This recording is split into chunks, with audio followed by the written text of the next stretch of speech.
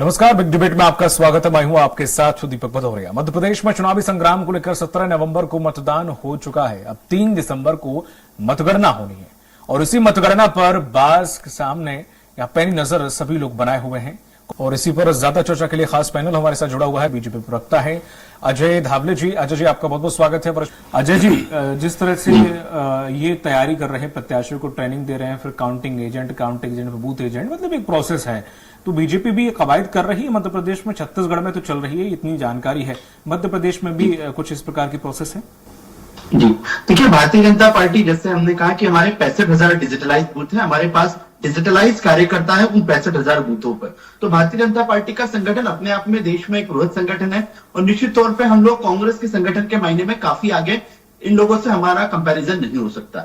रही बात in training की, तो इन ट्रेनिंग की कांग्रेस को आवश्यकता क्यों पड़ रही? क्योंकि इनका संवैधानिक संस्थाओं में विश्वास नहीं है। अब देखिए, इसके पहले ही कमलनाथ जी ने एक लेटर इश्यू करवाया जिसमें कह रहे हैं कि अधिकारी और कर्मचारी उनकी सूची बना लीजिए। अरे भाई, देश का निर्वाचन आयोग एक कॉन्स्टिट्यूशनल अथॉरिटी है। उस कॉन्स्टिट्यूशनल अथॉरिटी ने मध्य प्रदेश में एक निर्विघ्न चुनाव अच्छे से संपन्न कराया और आज से नहीं 75 वर्षों से चुनाव आयोग भारत में शांतिप्रिय तरीके से चुनाव करा रहे। कांग्रेस के जमाने में जब बूथ कैप्चरिंग होती थी, पेटियां छीन ली जाती थी, तब से भी चुनाव आयोग अपनी निष्पक्ष भूमिका निभाते रहा है। लेकिन अब कांग्रेस क्या कर रहा है, जी कॉन्स्टिट्यूशनल अथॉरिटीज है उनके ऊपर प्रश्न चिन्ह लगाने का काम कर रहा है। अब जब आपको पता है कि काउंटिंग कौन करने वाला है, काउंटिंग अधिकारी कर्मचारी और निर्वाचन आयोग एक पूर्ण निष्पक्षता के साथ में करने वाला है, लेकिन उसमें भी आपको छल कपट दिख रहा है। आप अपने लोगों को कह रहे हैं कि आप सूची बनाइए, आपको ट्रेनिंग देंगे कि वहां ईवीएम में हैकिंग ना हो।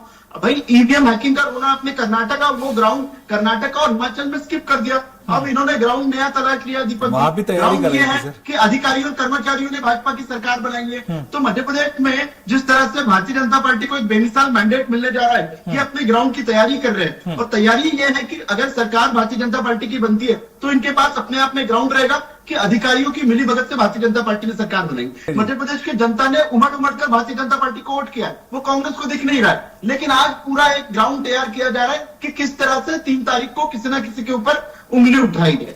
आप मध्य प्रदेश के चुनावों को काफी पहले से कवर करते रहे, आप वरिष्ठ पत्रकार है। आपको लगता है कि अगर जहां काउंटिंग हो रही है वहां इस तरह की गड़बड़ी हो सकती है? आज हमारी इतनी ट्रांसपेरेंट सिस्टम है, वीवीपैट है, ईवीएम है। ईवीएम के लिए एक माइक्रो ऑब्जर्वर होता है, ऑब्जर्वर के बाद में भी इलेक्शन कमीशन का पूरा सिस्टम है और ट्रांसपेरेंट सीसीटीवी के निगरानी में ये काउंटिंग होती है। तो आपको लगता है कि भारतीय जनता पार्टी के कार्यकर्ता इस तरह का और ईवीएम उस समय हैक करेंगे? ये मूर्खतापूर्ण इन लोगों के, कांग्रेस ने जो ग्राउंड लूज कर दिया है, वो ग्राउंड को इन लोगों को एक स्केपगोट चाहिए। अब अधिकारी कर्मचारी मध्य प्रदेश के स्केपगोट बनेंगे। ये कहेंगे कि अधिकारी कर्मचारियों की उंगली उठाने का ये सिर्फ बहानाबाजी कांग्रेस कर रही है। अभिनव जी ने एग्जैगरेटेड फिगर बताई 25 लाख के बीमे की। अभिनव जी, आपकी सरकार राजस्थान में, आप फिगर्स ले लीजिए कितने बेनिफिशियरीज है 25 लाख के, आपको गिनती के भी बेनिफिशियरीज नहीं मिलेंगे। अब रही बात आपने और इन शब्दों की, आज जो कि आप भी एक लाइव टीवी चैनल पे देश के प्रधानमंत्री को, जिसको 12 राष्ट्रों ने अपने सर्वोच्च नागरिक सम्मान से सम्मानित किया है, मोदी जी इकलौते प्रधानमंत्री हैं जिन्हें 12 राष्ट्रों ने सम्मानित किया है। तो आपको गर्व होना चाहिए अपने प्रधानमंत्री के ऊपर। बात आपने शुरू की थी 2014 के पहले मौत का सौदागर से शुरू की थी, फिर आपने लाया था चाय वाला, फिर आपने लाया था चौकीदार चोर है और आप अभी लेके आए पनौती। आपको इतिहास देख लेना चाहिए। जब भी आपने प्रधानमंत्री जी के ऊपर पर्सनल अटैक किया, आप गर्त में गए हो। 40-44 सीटों पे आ गए थे, फिर 52 सीटों पे आ गए और अभी गिनती के 2 सांसद रहेंगे ना। अमेठी भी छोड़, अमेठी से भाग गए थे आप लोग वायनाड। अभी वायनाड से कहा श्रीलंका में कांग्रेस की सीटें नहीं है। चलिए, बहुत बहुत शुक्रिया आपका अभिनव जी, अजय जी और अवधेश जी।